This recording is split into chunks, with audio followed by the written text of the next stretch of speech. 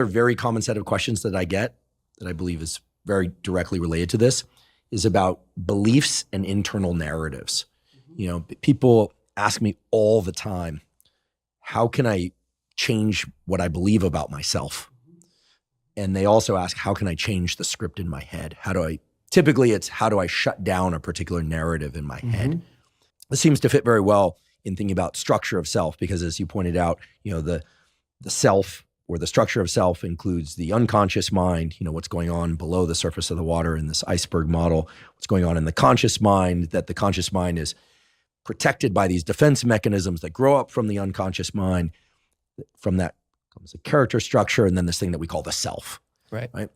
But when it comes to beliefs and internal narratives, those seem to me like things that people are pretty well aware of. In fact, the very example that people are asking me this all the time, how to change beliefs, internal narratives, means they are aware of them. It also suggests that for many people out there, their beliefs about themselves and their internal narratives are not healthy, or at least they don't feel are serving them well, or that they are intrusive. I don't know how open people are about their beliefs and internal narratives when they come to you in your clinical practice, but if you could tell us a little bit about beliefs and internal narratives and whether or not they are important to rewire and reset. This part is extremely important, right? So imagine, for example, that I'm saying to myself over and over again that I'm a loser, right? Or I'm not good enough, right? I mean, imagine trying to go through life and someone else were saying that to you all the time, right? I mean, it's worse when it's inside your own head, right? So what's going on inside of us, our internal dialogue, our internal narratives are extremely important.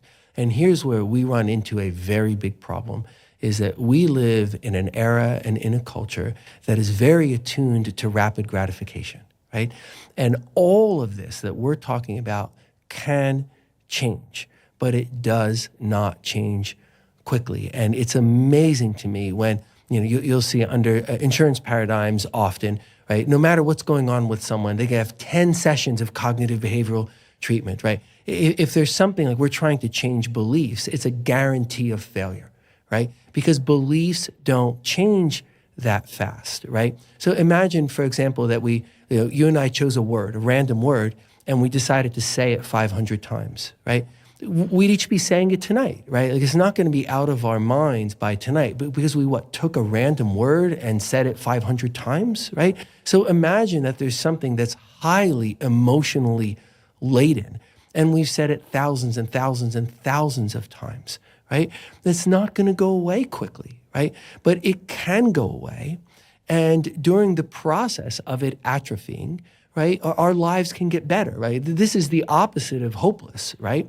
It's actually very, very encouraging. But in a world that's rapid gratification, right? Like, how do we fix this? How do we fix this now?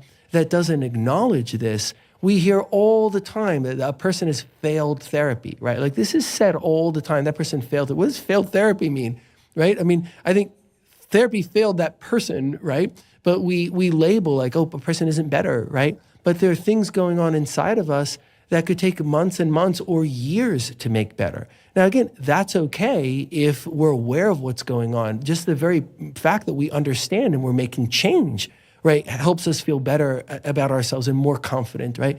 That we can change all of this, but we have to approach it in the right way. So let's say that I'm telling myself over and over again, you're not going to get there, right? And let's say a place I want to go professionally, right? Or no one's ever going to really want you, right? If I'm looking for a romantic partner, right? So imagine these things are going on, and they're going on over and over again. And you can imagine now that it's intruded into the unconscious mind, it's going on in my conscious mind, my defensive structure is shifting in negative ways, I'm becoming more avoidant. Like nothing about this is good.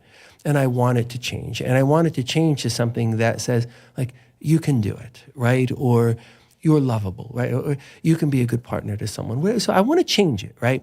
So imagine now, when I start to make that change, I'm blazing a path, right? And I'm blazing a path where there wasn't a path before, right? And I can blaze a path and I can go through that path.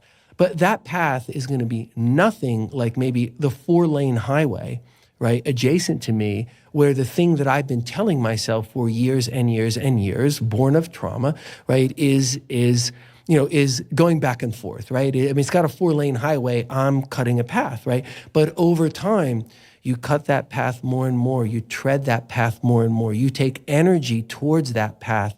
It becomes better. Now let's imagine like the path is well lit and it's 12 feet wide, and maybe we can pave the path so more traffic, so to speak, goes down it. And we're taking energy away from that 4-lane highway. And maybe it starts to be overgrown a little bit and there are cracks in the road. Like, we can change all of that, but we have to understand what's going on and identify it. Like, what is going on inside of me? What do I make of it, right? How do I understand the process of change? How do I increase my empowerment during the process of change? If we come at it the right way, all of this can be changed. It's not hardwired in us.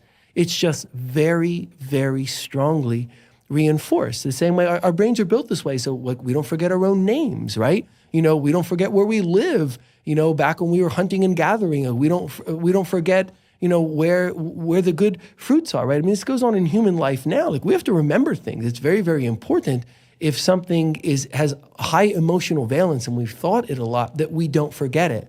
But that mechanism gets hijacked by things that are not good for us, and we can take it back, but not if we don't understand. What are the